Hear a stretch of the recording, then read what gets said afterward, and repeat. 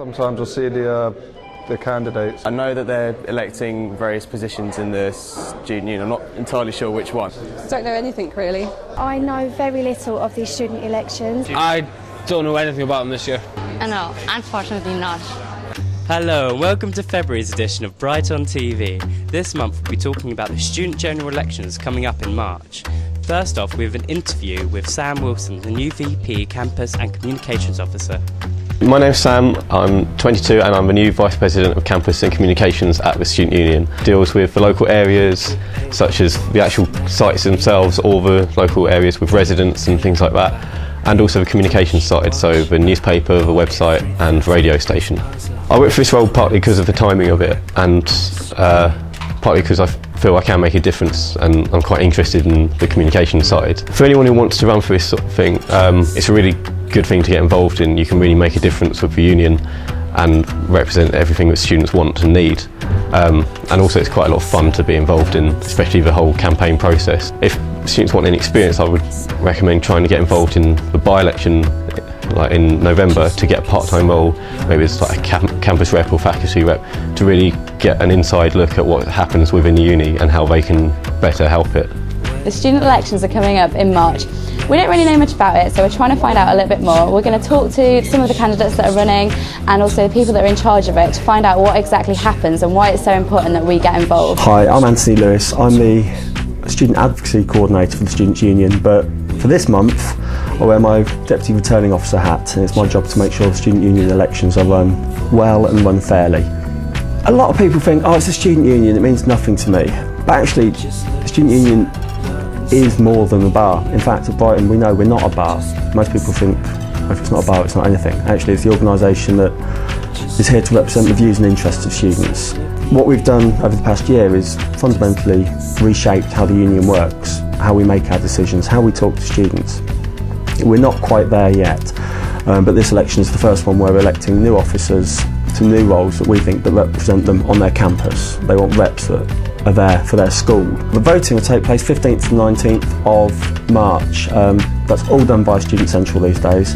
From 10 o'clock in the morning on Monday the 15th, voting will go live on Student Central. All you've got to do is log in with your student account, click through, read the manifestos, or just look at the pictures, and vote accordingly, and that'll stay open at your convenience until 4 p.m. on the 19th.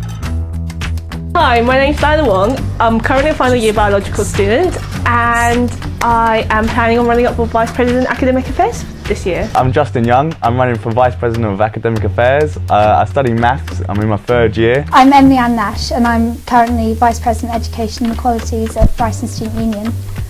Well, academic affairs surrounds everything that's pretty much education, and I want to be involved with the Students' Union because I've been pretty well involved for the entire of my 3 years while here. I've been doing the job for 6 months to a year, well it's my first year in office, and I've actually done quite a lot of achievements. I've completely fulfilled my manifesto from last year. I've been a course rep for 3 years and I'm also a stand-in faculty rep, so I've sat on council, I know how it works. Well, I've worked with the library, making sure that libraries are 24 hours during exam times. As a student last year I used to get frustrated because if I didn't do well in an exam I could never find out why.